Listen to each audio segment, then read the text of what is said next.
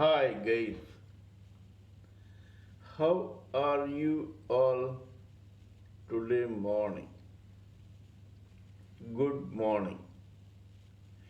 In this verse of Ashtavakra Gita, Ashtavakra tells a person whose inner equipments have already been scorched by the heat generated from the sun of his or her good, bad, and evil and indifferent deeds, at last finds happiness only in the continuous reign of ambrosia of desirelessness on him or her.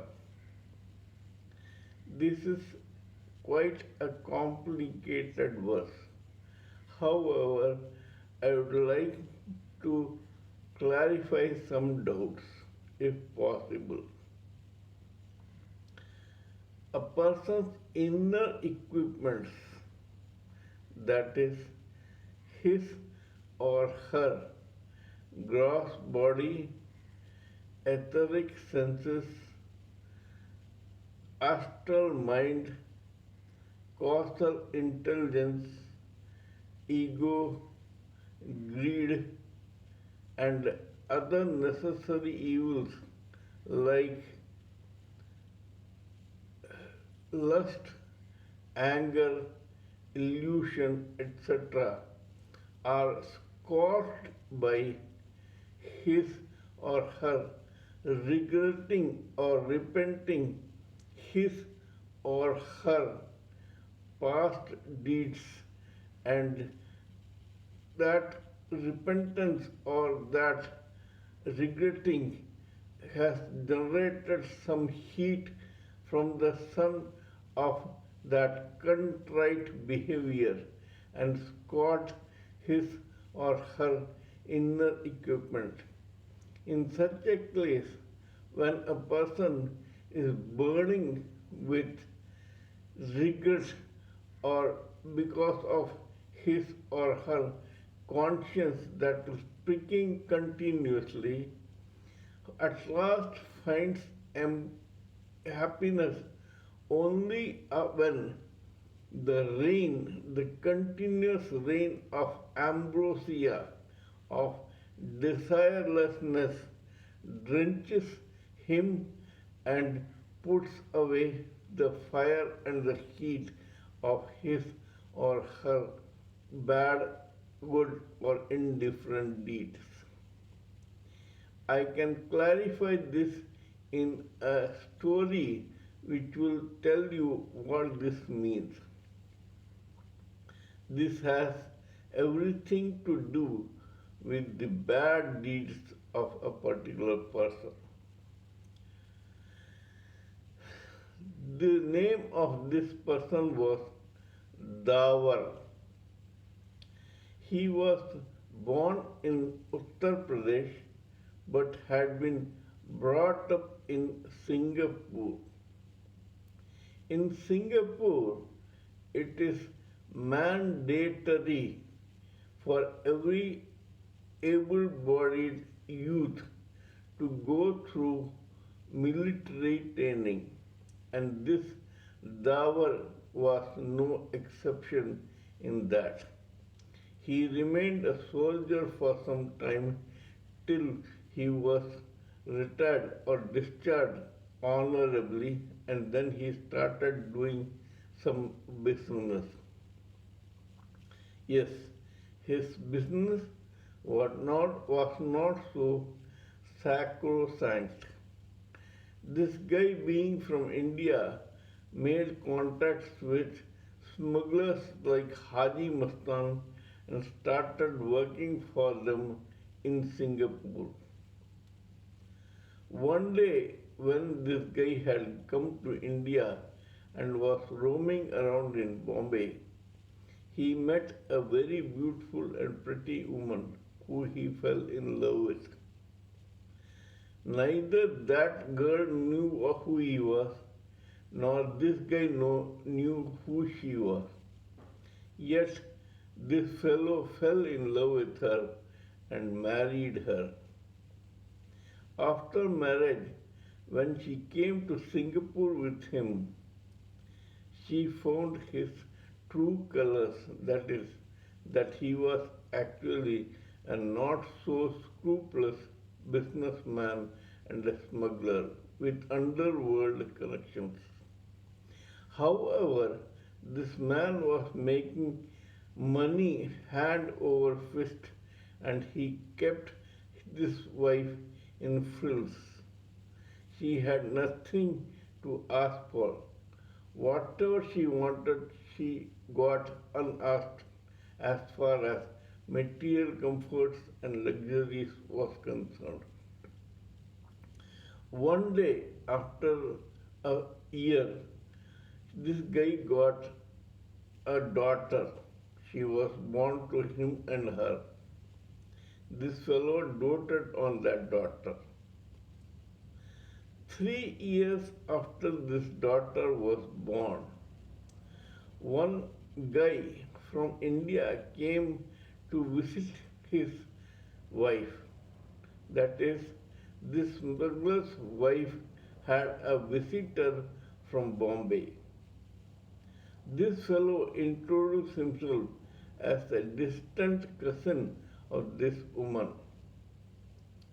So they remained there, and after one day when this guy came out, the smuggler, Dawar, came back from a business trip, he found that his wife and that so-called cousin had vanished with all his material possessions and money and the child, and they were nowhere to be seen. On that day, this woman knew that this fellow who introduced himself as a cousin was actually her lover. He was furious. He went to Bombay, used the contacts of his underworld, and tracked her down to a hotel where she was about to celebrate the birthday of that child. This guy got very angry. He confronted her and told her that if she desired, she could leave him and go with her boyfriend, but she has to give the daughter back to this fellow. That lady imperiously refused to do so. She was callous, arrogant, and a sort of brutish in her behavior. Dawar gave her one slap. She died. Dawar had to surrender himself to the nearby police station and he was dragged to the court for murder. He told the people that this is what happened.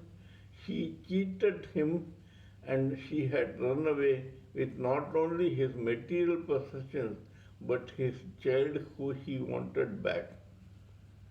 However, this woman was not ready to part with that child. The court was about to acquit him when the prosecution guys asked this man one question. They said, "You say that you were born and brought up in Singapore. Did you do the duty of a soldier in Singapore?" This fellow agreed, yes. In that case, that prosecution said that you must have had commando training in martial arts. This fellow agreed, yes. He said, in that case, you must have been told by your superiors in the army, from today onwards, all your limbs are like weapons. They have to be used only during war or during a fight with an equally powerful person. They should never be used on a civilian. He said, yes. Then they said, in that case, why did you slap that poor woman when you knew that you were a commando with very powerful limbs, very powerful arms, and that this poor innocent woman, not so innocent but someone who was not trained in martial arts, was likely to die from the blow that you had delivered with your fist. This fellow could not say anything. He was given life sentence for murder.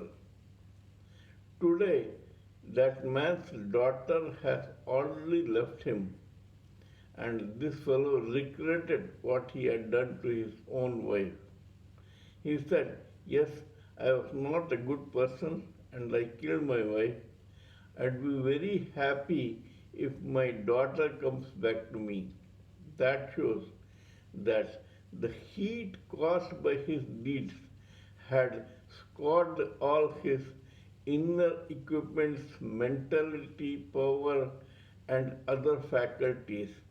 But now, after an imprisonment for 14 years, the continuous reign of ambrosia, of desirelessness, had cooled this man down and made him a better person.